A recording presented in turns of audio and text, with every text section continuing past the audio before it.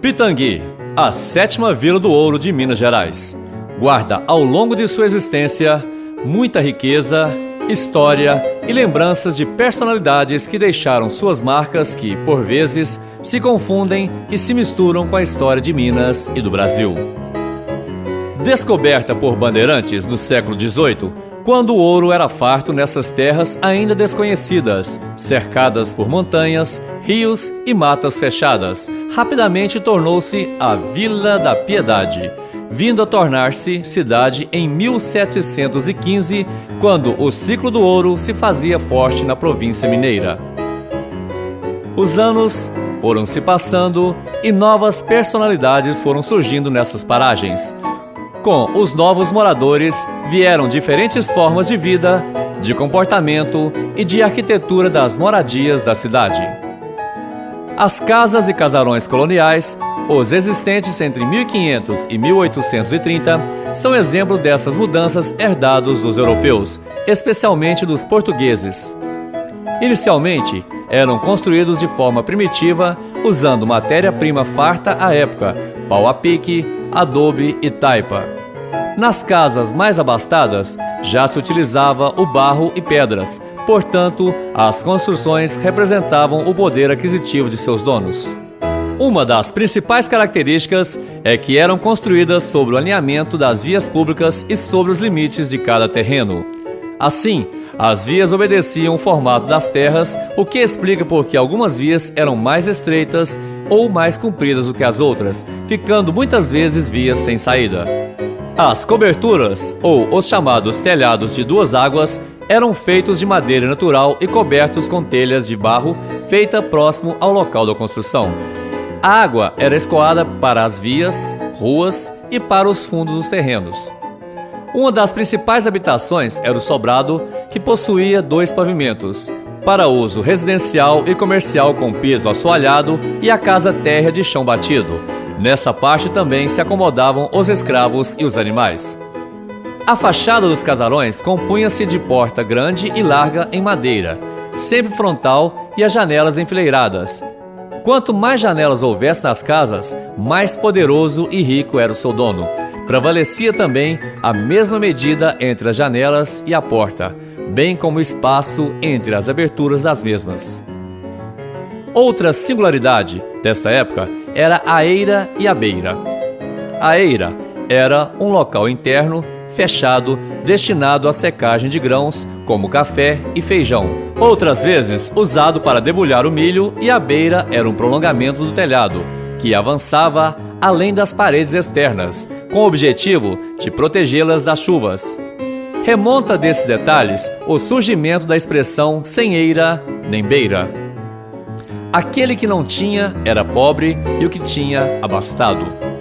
Com o passar dos anos, as cerâmicas chegaram da Europa e passaram a fazer parte das fachadas e o chão das casas, sempre em tons de amarelo, vermelho e azul. Dentro dos casarões, diferentes adereços de acordo com o gosto e poder dos senhores. É nesse cenário que surge Maria Felisberta da Silva e sua família, conhecida como Maria Tangará. Nos arredores da capitania das Minas Gerais, tinha fama de ser uma mulher de gênio forte, ordeira, dominadora e testa de ferro, o que não passa de causos que surgiram ao longo desses 300 anos da história de Pitangui.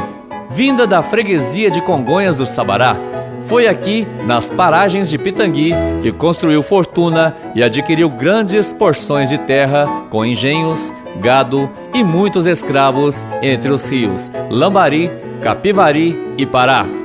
Com o marido Sargento Mor, Inácio Joaquim da Cunha, chegou aqui por volta de 1799, quando a vila já estava fundada. Tiveram 9 filhos: Delfina e Delfonso, Pulquéria, Gomes, Lino, Basílio, Matildes, Porcina e Balbina, dos quais alguns contribuíram para a formação das atuais famílias pitanguienses. O fato de chamarem-na de Maria Tangará deve-se ao costume de seu marido e outros familiares usarem em suas cabeças um barrete vermelho semelhante aos pássaros tangarás. muito conhecidos nas matas mineiras. Assim, ao longo dos anos, exerceram grande influência sobre o progresso econômico, social e político de Pitangui. Construíram aqui o Solar da Cavalhada, um casarão colonial enorme, por volta de 1830, almejando o sonho que um dia Pitangui viesse a ser a capital da província das Minas Gerais, e o casarão a residência oficial do governador. Este fato nunca se concretizou, mas abrigou muitos anos mais tarde o Fórum Municipal, a Casa da Intendência de Minas Gerais, o externato do Colégio Padre João Porto e hoje Escola Estadual José Valadares.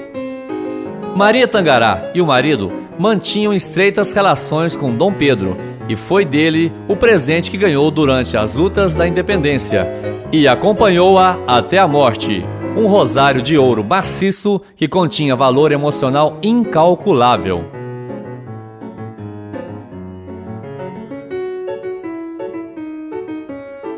De vez em quando, tornava-se necessário fazer um levantamento dos bens e avaliar o que o casal ainda poderia adquirir. Assim, certa vez, verificou-se que o patrimônio consistia numa fortuna estimada em 100 mil réis. Os bens ocupavam terras em Pitangui, Conceição do Pará, Curato do Espírito Santo, atual Dores do Indaiá, Santa Luzia e Congonhas do Campo. A maioria das casas situavam-se em Pitangui, todas assobradadas, com cocheira e estribarias. As fazendas maiores eram as de Capetinga, Ribeirão, Quilombo, Tapera, Santa Maria e Tiburcio. Todas com benfeitorias como casa com sede, senzala, engenho com depósitos e em média 600 cabeças de gado, 80 escravos e outras coisas de valor. A predileção era pelo sobrado das cavalhadas, que era ricamente mobiliado com conjuntos vindos da capital, salões bem ornamentados com peças especiais, com quartos e salas amplas, muitas louças e porcelanas, bandejas, braceletes e cordões de ouro. Muitas histórias foram criadas em torno da pessoa de Maria Tangará, como sendo uma mulher rude e má.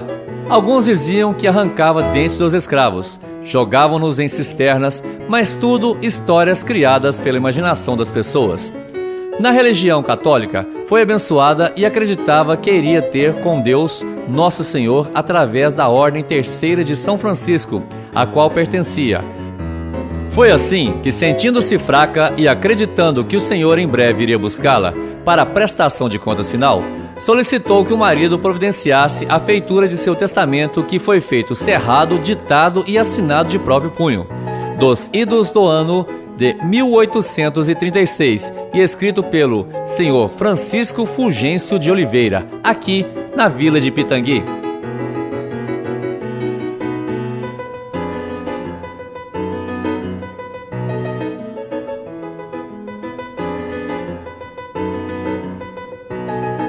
Faleceu em 20 de janeiro de 1837, em seu sobrado, e já havia solicitado que o funeral assim fosse, vestida em hábito de São Francisco, mais 1/8 de missas e sepultamento dentro da igreja matriz. Sua última vontade foi cumprida e, após a morte de Maria Tangará, seu marido, sargento Mor Inácio Joaquim da Cunha, pôs os bens a perder, o que comprova que quem negociava e comandava os bens da família era mesmo a senhora Testa de Ferro, representante da condição feminina da época com austeridade e conhecimento.